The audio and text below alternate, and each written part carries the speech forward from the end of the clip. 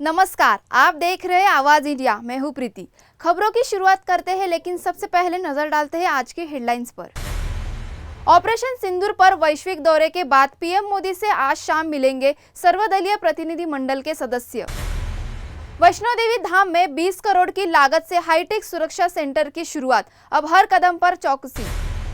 श्रीनगर कटरा से वंदे भारत एक्सप्रेस से कश्मीर कन्याकुमारी तक जुड़ा भारत, रेल कनेक्टिविटी में नया अध्याय। राजा हत्याकांड में पत्नी सोनम का कबूलनामा, हनीमून के बहाने सुपारी किलर से करवाई बेरहमी से हत्या। राम मंदिर के प्रसाद के नाम पर देश भर से करोड़ों की ऑनलाइन ठगी, आरोपी आशीष के विदेश कनेक्शन की जांच। अब खबरें विस्तार से। प्रधानमंत्री नरेंद्र मोदी आज शाम सर्वदलीय प्रतिनिधि मंडल के सदस्यों से मुलाकात करेंगे। ये प्रतिनिधि मंडल ऑपरेशन सिंदूर के बाद भारत का रुख दुनिया को बताने 33 विदेशी राजधानियों की यात्रा पर गया था। मुलाकात प्रधानमंत्री आवास लोक कल्याण मार्ग पर डिनर के दौरान शाम 7 बजे होगी। प्रधानमंत्री इन सदस्यों से उनकी प्रतिक्रिया और अनुभव साझा करेंगे। डेलीगेशन में 50 से ज्यादा सदस्य शामिल थे, जिनमें सांसद और पूर्व राजनीतिक भी थे। इनमें भाजपा, जेडीयू, शिवसेना, कांग्रेस, डीएमके और एनसीपी जैसी पार्टियों के सांसद शामिल रहे। विदेश मंत्री एस जयशंकर पहले ही इनसे मुलाकात कर चुके हैं और उनके प्रयासों की सराहना की थी। प्रतिनिधि मंडल ने भारत के खिलाफ पाकिस्तान प्रायोजित आतंकवाद पर अंतर्राष्ट्रीय समर्थन जुटाने की कोशिश की। सत्तारूढ़ और विपक्ष दोनों के सांसदों ने एक सुर में भारत की बात रखी। अब इस मुलाकात को भारत की कूटनीति का अहम पड़ाव माना जा रहा है। वैष्णो देवी धाम की सुरक्षा अब और भी ज्यादा हाईटेक हो गई है। कटरा से आध्यात्मिक केंद्र में श्री माता वैष्णो देवी श्राइन बोर्ड ने 20 करोड़ की लागत से एकीकृत कमान और नियंत्रण केंद्र समर्पित किया है। उपराज्यपाल और श्राइन बोर्ड अध्यक्ष मनोज सिन्हा ने इसका शुभारंभ किया। 700 एआई युक्त एचडी कैमरे और 7 सब सेंटर से पूरे यात्रा मार्ग और भवन परिसर की 24 घंटे निगरानी होगी। श्रद्धालुओं के साथ साथ घोड़ा, पिट्ठू और पालकी सेवाओं पर भी सीधा कंट्रोल रखा जाएगा। दुर्घटना या किसी भी घटना की तत्काल मॉनिटरिंग और मदद की सुविधा इस सेंटर में उपलब्ध है। इस हाईटेक सिस्टम से भीड़ नियंत्रण, सुरक्षा और सेवाओं का समन्वय बेहतर हो सकेगा। कटरा से भवन तक हर रास्ते पर अब रहेगी चौकस नजर। उद्घाटन समारोह में सीईओ अंशुल गर्ग, आईजीपी भीमसेन तुटी सहित कई अधिकारी मौजूद रहे। श्राइन बोर्ड ने कहा, श्रद्धालुओं की सुरक्षा और सुविधा हमारी सर्वोच्च प्राथमिकता है। प्रधानमंत्री नरेंद्र मोदी ने 6 जून को श्रीनगर से कटरा तक वंदे भारत एक्सप्रेस को हरी झंडी दिखाकर एक ऐतिहासिक शुरुआत की है। अब कश्मीर से कन्याकुमारी तक देश पूरी तरह से रेल मार्ग से जुड़ चुका है। इस बीच श्रीनगर के नौगाम स्टेशन से नेशनल कॉन्फ्रेंस प्रमुख फारूक अब्दुल्ला ने वंदे भारत में सफर कर इसे आशीर्वाद बताया। उन्होंने कहा, इस ट्रेन से आम लोगों और पर्यटकों को दोनों को बड़ी राहत मिलेगी। श्रीनगर कटरा रूट पर सफर अब सिर्फ 3 घंटे में पूरा होगा, जिससे 2-3 घंटे की बचत होगी। नौगाम स्टेशन यूएसबीआरएल परियोजना का हिस्सा है, जो कश्मीर को पूरे देश से जोड़ता है। इस रूट में दुनिया का सबसे ऊंचा चिनाब ब्रिज और भारत का पहला केबल स्टेड रेलवे पुल भी शामिल है। पीएम मोदी ने इन ब्रिजों का भी उद्घाटन किया, जिससे रेलवे ने नया इतिहास रच दिया है। महंगे हवाई किराए और कठिन सड़क यात्रा के मुकाबले ये ट्रेनें सस्ता और आरामदायक विकल्प बनी है। जम्मू कश्मीर में रेल कनेक्टिविटी अब विकास और पर्यटन के नए रास्ते खोल रही है। और इस वक्त की सबसे सनसनीखेज खबर इंदौर से सामने आ रही है। राजा रघुवंशी मर्डर केस में उसकी पत्नी सोनम का नाम जैसे जैसे सामने आ रहा है, वैसे वैसे हड़कंप मचते जा रहा है। सोनम और राजा की शादी को 1 हफ्ता भी नहीं हुआ था, लेकिन इस बीच शिलोंग में प्लान की गई थी उसकी बेरहमी से हत्या। प्लानिंग ऐसी कि हनीमून का बहाना बनाया गया था और राजा को ले जाया गया कोरसा की पहाड़ियों में, जहां पहले से तैनात थे सुपारी किलर्स, जिनके लिए ऑनलाइन मंगवाया था डाव यानी छोटी कुल्हाड़ी। हत्या से 1 घंटे पहले सोनम ने ही लोकेशन शेयर की थी और फिर खुद पीछे हटकर कहा, मार दो इसे। तीनों हत्यारों को सोनम ने 20 लाख का ऑफर दिया था। एडवांस में राजा की जेब से निकाल कर दिए थे 15,000 रुपए। शिलोंग पुलिस ने सीसीटीवी से सुराग जोड़े, कॉल रिकॉर्ड्स ट्रेस की और पूरी साजिश सामने आ गई है। सोनम के मोबाइल से सारे चैट्स मिटाए गए थे, फोन तोड़कर सबूत खत्म करने की कोशिश भी की गई, लेकिन आखिर में जब पुलिस ने प्रेमी और बाकी तीनों हत्यारों को गिरफ्तार किया, तब सोनम ने भी गाजीपुर में सरेंडर कर दिया। पुलिस का कहना है सोनम नेपाल भागने की फिराक में थी, लेकिन वक्त रहते धर लिया। सोनम ने कबूल किया कि हाँ, मैंने ही मरवाया राजा को, वो भी सिर्फ प्रेमी से शादी करने की सनक में। ये कहानी बताती है कि कैसे प्यार के नाम पर बना रिश्ता मौत की साजिश में बदल गया। फिलहाल चारों आरोपी और सोनम पुलिस की गिरफ्त में है और केस की तक जांच जारी है। और अब बात भारत की उस ऐतिहासिक उड़ान की जो एक बार फिर थोड़ी देर के लिए थम गई है। तीसरी बार टाल दिया गया है एक्शन 4 मिशन। वजह इस बार भी वही खराब मौसम। अब वे मिशन 11 जून की शाम 5:30 पर लॉन्च किया जाएगा। अंतर्राष्ट्रीय अंतरिक्ष स्टेशन के लिए ये मिशन अमेरिका के कैनेडी स्पेस सेंटर से उड़ान भरेगा। इस खास मिशन में भारत की ओर से शुभांशु शुक्ला भी अंतरिक्ष जा रहे हैं।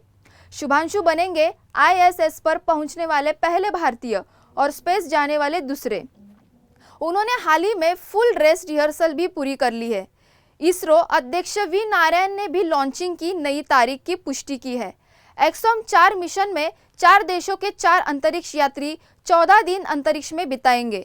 भारत के लिए ये मिशन सिर्फ उड़ान ही नहीं, अंतरिक्ष विज्ञान में एक ऐतिहासिक छलांग है। अब वक्त हो चला है एक छोटे से ब्रेक का।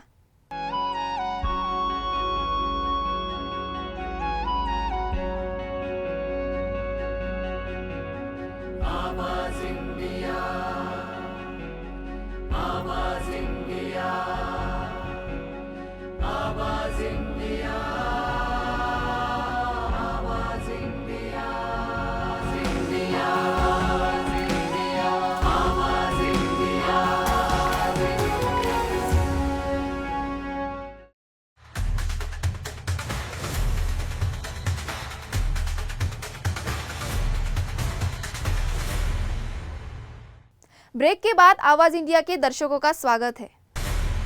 गाजियाबाद के इंदिरापुरम से राम मंदिर के प्रसाद के नाम पर 1 करोड़ की ऑनलाइन ठगी का सनसनीखेज मामला सामने आया है। ठगी का आरोप है विंडसर पार्क सोसाइटी में रहने वाले आशीष पर, जिसने अयोध्या प्रतिष्ठान महोत्सव का प्रसाद भेजने के नाम पर वेबसाइट बनाई। देश भर के 6 लाख से ज्यादा श्रद्धालुओं से करीब 3 करोड़ 85 लाख करोड़ रुपए की ठगी की गई। प्रसाद की बुकिंग तो हुई, लेकिन न कोई डिलीवरी न कोई जवाब। इस धोखाधड़ी का खुलासा तब हुआ जब अयोध्या पुलिस सीधे विंडसर पार्क पहुंच गई। स्थानीय लोगों ने बताया, आशीष को आज तक किसी ने नहीं देखा। माँ पिता रहते थे, अब माँ भी अमेरिका में है। फ्लैट के 2 कमरे बंद है और 1 किराए पर। पड़ोसियों के लिए भी रहस्य बना हुआ है पूरा परिवार। पुलिस ने इंदिरपुरा में थाने में मुकदमा दर्ज कर जांच शुरू कर दी है। सिर्फ 500 रुपए के प्रसाद के नाम पर की गई ये साइबर ठगी अब राष्ट्रीय चर्चा का विषय बन गई है। फिलहाल पुलिस आशीष के विदेशन कनेक्शन और पैसों की ट्रेसिंग में जुटी है। उत्तर प्रदेश के सहारनपुर जिला की यमुना नहर में सोमवार को दर्दनाक हादसा हो गया। नहाने गए 4 दोस्त तेज बहाव में डूब गए और चारों की मौत हो गई। मौके पर मौजूद लोगों के शोर से भीड़ जुटी, लेकिन कोई उन्हें बचा नहीं सका। घंटों की मशक्कत के बाद गोताखोरों ने चारों शव नहर से बाहर निकाले। मृतकों की पहचान कलीम, जुबैर, साकिब और अदनान के रूप में हुई है। चारों अलग अलग कॉलोनियों के रहने वाले थे, लेकिन दोस्त थे। परिजनों का रो रो कर बुरा हाल है। उन्होंने पोस्टमार्टम में साफ इनकार कर दिया है। पुलिस ने पंचनामा कर भरकर शव परिजनों को सौंप दिए। स्थानीय लोगों ने बताया कि यहाँ पहले भी कई हादसे हो चुके हैं। एक ही साथ 4 जनाने उठने से पूरे इलाके में मातम पसरा है। एसीपी सिटी योम बिंदल ने घटना की पुष्टि की है। इस हादसे ने सावधानी और सतर्कता की एक बार फिर बड़ी कीमत बता दी है। वेस्ट इंडीज के स्टार विकेटकीपर बल्लेबाज निकोलस पूरन ने इंटरनेशनल क्रिकेट से चौंकाने वाला संन्यास ले लिया है। 29 साल की उम्र में पूरन ने तीनों फॉर्मेट को अलविदा कहने का फैसला सोमवार देर रात इंस्टाग्राम पर किया। उन्होंने कहा कि वेस्ट इंडीज की मैरून जर्सी पहनना, राष्ट्रगान के लिए खड़ा होना, ये सब उनके लिए गर्व का विषय रहा। पूरन ने अपने पोस्ट में टीम के कप्तान रहने को अपने जीवन का सौभाग्य बताया और फैंस का दिल से धन्यवाद किया। पूरन का यह फैसला दक्षिण अफ्रीका के हेनरिक क्लासेन के हालिया संन्यास के कुछ ही दिन बाद आया है। T20 के दिग्गज माने जाने वाले इन दोनों खिलाड़ियों के साथ संन्यास ने फैंस को हैरान कर दिया है। हालांकि निकोलस पूरन अब भी फ्रेंचाइजी क्रिकेट खेलते रहेंगे और मैदान पर दिखते रहेंगे। उन्होंने अपने परिवार, दोस्तों और टीम के साथियों का शुक्रिया अदा करते हुए उन्हें अपनी ताकत बताया। पूरन ने कहा, ये खेल हमें खुशी, उद्देश्य और यादें देता है, जिसमें हमेशा संजो कर रखूंगा। क्रिकेट की दुनिया में पूरन के इस फैसले को एक युग के अंत के रूप में देखा जा रहा है। और अब बात एक ऐसे नाम की जो करोड़ों क्रिकेट प्रेमियों के दिल में बसते हैं। टीम इंडिया के सबसे सफल कप्तानों में से एक महेंद्र सिंह धोनी को मिला इंटरनेशनल क्रिकेट काउंसिल का बड़ा सम्मान। धोनी को लंदन में हुए एक खास समारोह में आईसीसी हॉल ऑफ फेम में शामिल किया गया है। वो आईसीसी हॉल ऑफ फेम के जगह पाने वाले भारत के 11वें खिलाड़ी बन गए हैं। धोनी ने 2004 में अंतर्राष्ट्रीय क्रिकेट में डेब्यू किया था और अपने शांत मिजाज से बड़ी जीतें दिलाई। 2007 में T20 वर्ल्ड कप, 2011 में वनडे वर्ल्ड कप और 2013 में चैंपियंस ट्रॉफी सब भारत के नाम की। इतना ही नहीं, 2009 में उनकी कप्तानी में भारत पहली बार टेस्ट क्रिकेट में नंबर 1 बन गया था।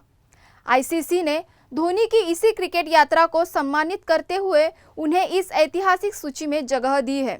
फैंस और क्रिकेट दिग्गज इस सम्मान को धोनी के लिए पूरी तरह हकदार बता रहे हैं। धोनी के शांत नेतृत्व, तेज दिमाग और मैच फिनिशिंग करने की कला ने उन्हें बना दिया है लीजेंड। तेलुगु सुपरस्टार नंदमूरी बालकृष्ण एक बार फिर सुर्खियों में है अपनी धमाकेदार फिल्म अखंडा 2 को लेकर। 2021 की ब्लॉकबस्टर अखंडा के सीक्वल का टीजर मेकर्स ने सरप्राइज के तौर पर रिलीज कर दिया। बालकृष्ण इस बार भी उसी आध्यात्मिक और एक्शन अवतार में नजर आ रहे हैं, जिसे फैंस ने पहले ही खूब सराहा था। फिल्म के डायरेक्टर बोयापति श्रीनु और बालकृष्ण की यह चौथी फिल्म है जो फिर से दर्शकों को बांधने वाली है। टीजर में जबरदस्त डायलॉग्स, दमदार बैकग्राउंड म्यूजिक और बालकृष्ण का नया लुक खास आकर्षण है। फिल्म का निर्माण राम अंचता और गोपीचंद अंचता मिलकर कर रहे हैं, जो बड़े पैमाने पर बनाई जा रही है। टीजर रिलीज होते ही सोशल मीडिया पर ट्रेंड करने लगा और फैंस ने बालकृष्ण की जमकर तारीफ की। एक यूजर ने लिखा, बालकृष्ण का जलवा फिर लौट आया है, अखंडा वापसी। अखंडा 2 से एक बार फिर तेलुगु बॉक्स ऑफिस पर तूफान आने की उम्मीद जताई जा रही है। अब देखना होगा कि फिल्म कब रिलीज होती है और क्या है पहले पार्ट से ही बड़ी हिट साबित होती है। आवाज समाचार में फिलहाल इतना ही। जल्द होगी आपसे फिर मुलाकात, तब तक के लिए नमस्कार।